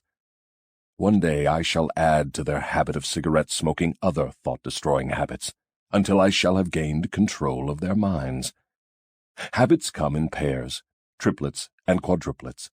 Any habit which weakens one's willpower invites a flock of its relatives to move in and take possession of the mind. The cigarette habit not only lowers the power of resistance and discourages persistence, but it invites looseness in other human relationships. I never thought that cigarettes were a tool of destruction, Your Majesty, but your explanation throws a different light on the subject. How many converts to the habit do you now claim? I am proud of my record. Millions are now victims, and the number is increasing daily. Soon I shall have most of the world indulging in the habit. In thousands of families, I now have followers of the habit, including every member of the family. Very young boys and girls are beginning to take up the habit. They are learning how to smoke by observing their parents and older brothers and sisters.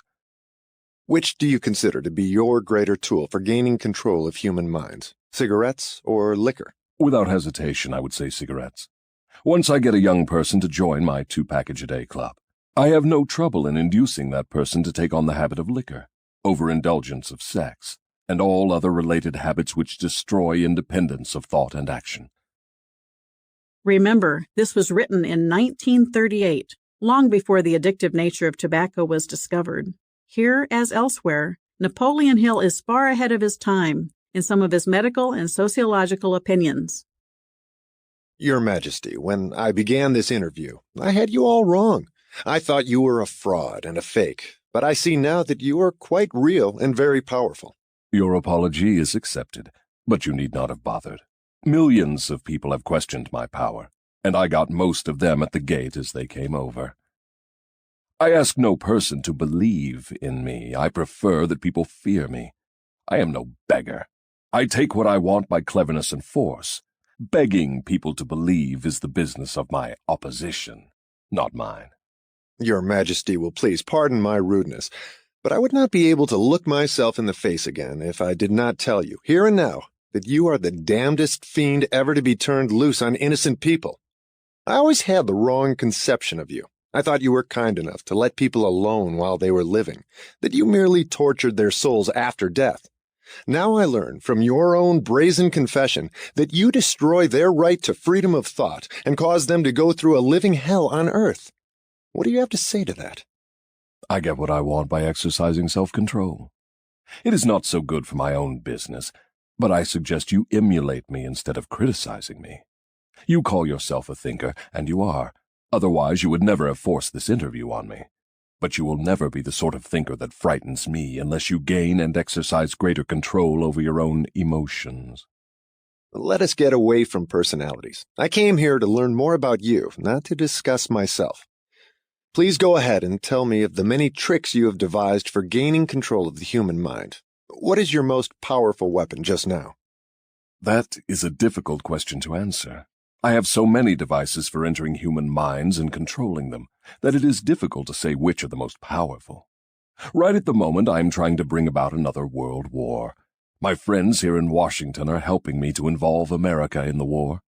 If I can start the world to killing on a wholesale basis, I shall be able to put into operation my favorite device for mind control.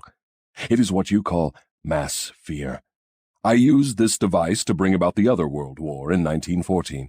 I used it to bring about the economic depression in 1929.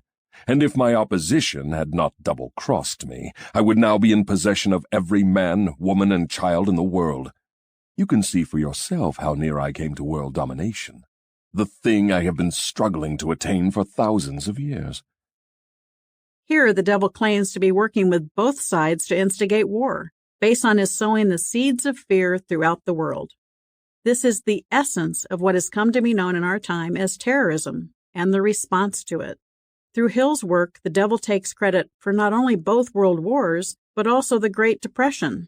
It is easy to add the current economic collapse to his list of credits. Both war and economic collapse breed fear in people's minds and are certainly the work of the devil. Yes, I see your point. Who wouldn't? You are a very ingenious manipulator of the minds of people. Is your devilish business carried on only through people of high position and great influence? Oh, no. I use the minds of people in all walks of life. As a matter of fact, I prefer the type of person who makes no pretense of thinking. I can manipulate that sort of person without difficulty. I could not control 98% of the people of the world if all people were skilled in thinking for themselves. I'm interested in the welfare of those people whom you claim to control. Therefore, I wish you to tell me all of the tricks by which you enter and control their minds. I want a complete confession from you, so begin with your cleverest trick. This is suicide you are forcing on me, but I am helpless. So settle down, and I will place in your hands the weapon by which millions of your fellow earthbound will defend themselves against me. Chapter 4. Drifting with the Devil. Mr. Earthbound has the power to force the devil to answer his questions. His own knowledge of independent thought and lack of fear are his weapons to force this confession. Tell me first about your most clever trick, the one you use to ensnare the greatest number of people. If you force me to give away this secret, it will mean my loss of millions of people now living, and still greater numbers of millions as yet unborn. I beg of you, permit me to pass this one question unanswered. So His Majesty the Devil fears a mere humble earthbound creature? Is that right? It is not right, but it is true. You have no right to rob me of my most necessary tool of trade. For millions of years I have dominated earthbound creatures through fear and ignorance. Now you come along and would destroy my use of these weapons by forcing me to tell how I use them. Do you not realize that you will break my grip on every person who heeds this confession you are forcing from me? Have you no mercy? Have you no sense of humor? Have you no sportsmanship? Stop stalling and start confessing. Who are you to ask mercy of one whom you would destroy if you could? Who are you to talk of sportsmanship and a sense of humor? You, who by your own confession have set up a living hell on earth, where you punish innocent people through their fears and ignorance. As for minding my own business, that is just what I'm doing when I force you to tell how you control people through their own minds. My business, if it can be called a business, is helping to unlock the doors of the self-made prisons in which men and women are confined because of the fears you have planted in their minds. My greatest weapon over human beings consists of two secret principles by which I gain control of their minds. I will speak first of the principle of habit, through which I silently enter the minds of people. By operating through this principle, I establish, I wish I could avoid using this word, the habit of drifting. When a person begins to drift on any subject, he is headed straight toward the gates of what you earthbound call hell. Describe all the ways in which you induce people to drift. Define the word and tell us exactly what you mean by it. I can best define the word drift by saying that people who think for themselves never drift, while those who do little or no thinking for themselves are drifters. A drifter is one who permits himself to be influenced and controlled by circumstances outside of his own mind. He would rather let me occupy his mind and do his thinking than go to the trouble of thinking for himself. A drifter is one who accepts whatever life throws in his way without making a protest or putting up a fight. He doesn't know what he wants from life and spends all of his time getting just that. A drifter has lots of opinions, but they are not his own. Most of them are supplied by me. A drifter is one who is too lazy mentally to use his own brain. That is the reason I can take control of people's thinking and plant my own ideas in their minds. I think I understand what a drifter is. Tell me the exact habits of people by which you induce them to drift through life. Start by telling me when and how you first gained control of a person's mind. My control over the mind of a human being is obtained while the person is young. Sometimes I lay the foundation for my control of a mind before the owner of it is born, by manipulating the minds of that person's parents. Sometimes I go further back than this and prepare people for my control through what you earthbound call physical heredity. You see, therefore, I have two approaches to the mind of a person. Yes. Go on, and describe these two doors by which you enter and control the minds of human beings. As I have stated, I help to bring people into your world with weak brains by giving to them before birth as many as possible of the weaknesses of their ancestors. You call this principle physical heredity. After people are born, I make use of what you earthbound call environment as a means of controlling them. This is where the principle of habit enters. The mind is nothing more than the sum total of one's habits. One by one, I enter the mind and establish habits, which lead finally to my absolute domination of the mind. Tell me of the most common habits by which you control the minds of people. That is one of my cleverest tricks. I enter the minds of people through thoughts which they believe to be their own. Those most useful to me are fear, superstition, avarice, greed, lust, revenge, anger, vanity, and plain laziness. Through one or more of these, I can enter any mind, at any age. But I get my best results when I take charge of a mind while it is young, before its owner has learned how to close any of these 9 doors. Then I can set up habits which keep the doors ajar forever. I'm catching on to your methods. Now, let us go back to the habit of drifting. Tell us all about that habit, since you say it is your cleverest trick in controlling the minds of people. As I said before, I start people drifting during their youth. I induce them to drift through school without knowing what occupation they wish to follow in life. Here I catch the majority of people. Habits are related. Drift in one direction and soon you will be drifting in all directions. I also use environmental habits to give me a definite grip on my victims. I see. You make it your business to train children in the habit of drifting by inducing them to go through school without aim or purpose. Now, tell me of some of your other tricks with which you cause people to become drifters. Well, my second best trick in developing the habit of drifting is one that I put into operation with the aid of parents and public school teachers and religious instructors. I warn you not to force me to mention this trick.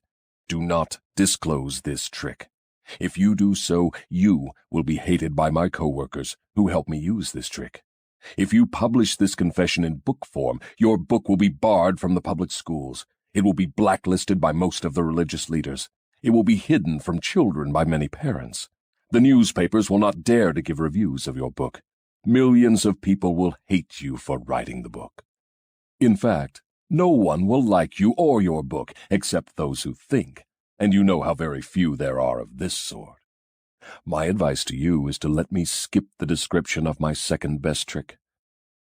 The author knew this opinion would be one of the most controversial aspects of his book. In fact, his wife was so concerned about how it would be received that she made him promise that he would not publish it. In fact, it is only now, well after her death, that the family has agreed to share it with the world. I would encourage you to follow Hill's argument about the public education system and religious teachers, and then decide for yourself. So, for my own good, you wish to withhold the description of your second best trick. No one will like my book except those who think, eh? Very well, go ahead and answer. You'll regret this, Mr. Earthbound, but the joke is on you. By this mistake of yours, you will divert attention from me to yourself. My co-workers, of whom there are millions, will forget about me and hate you for uncovering my methods. Never mind about me. Tell me all about this second best trick of yours with which you induce people to drift with you to hell. My second best trick is not second at all. It is first. It is first because without it, I never could gain control of the minds of the youths. Parents, school teachers, religious instructors, and many other adults unknowingly serve my purpose by helping me to destroy in children the habit of thinking for themselves. They go about their work in various ways, never suspecting what they are doing to the minds of children or the real cause of the children's mistakes. Have you ever heard a parent finish a child's sentence? Or seen a parent complete a child's homework? Remember those science fairs at school where it was obvious the kids had a lot of outside help with their science projects? Mom and dad may have helped a little too much, but deep down they know that their child appreciates the help and recognizes what great parents they are, right? Actually, the child may be thinking, Mom and Dad don't think I can do it on my own, so why bother?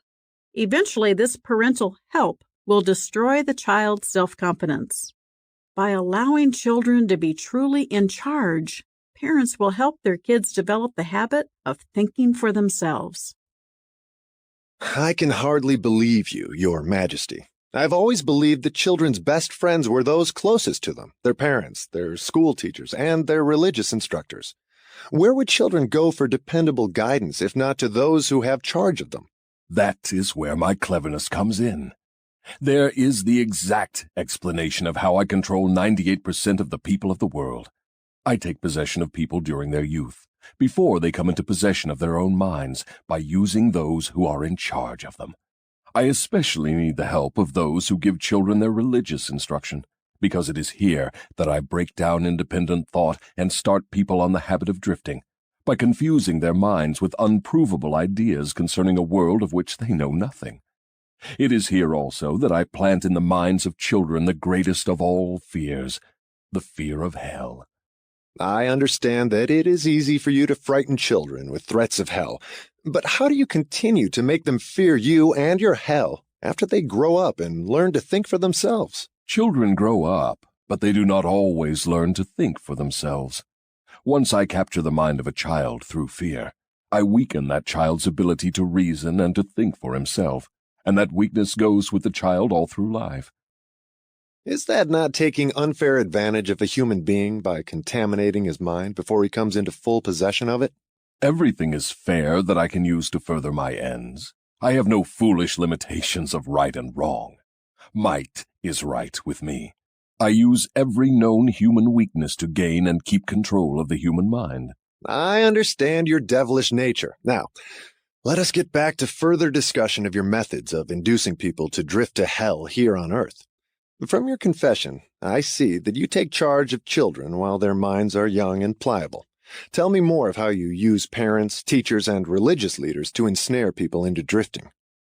One of my favorite tricks is to coordinate the efforts of parents and religious instructors, so they work together in helping me to destroy the children's power to think for themselves. I use many religious instructors to undermine the courage and power of independent thought of children by teaching them to fear me. But I use parents to aid the religious leaders in this great work of mine. How do parents help religious leaders destroy their children's power to think for themselves? I never heard of such a monstrosity. I accomplish this through a very clever trick. I cause the parents to teach their children to believe as the parents do in connection with religion, politics, marriage, and other important subjects. In this way, as you can see, when I gain control of the mind of a person, I can easily perpetuate the control by causing that person to help me fasten it upon the minds of his offspring. In what other ways do you use parents to convert children into drifters? I cause children to become drifters by following the example of their parents, most of whom I have already taken over and bound eternally to my cause. In some parts of the world, I gain mastery over children's minds and subdue their willpower in exactly the same way that men break and subdue animals of lower intelligence. It makes no difference to me how a child's will is subdued, as long as it fears something.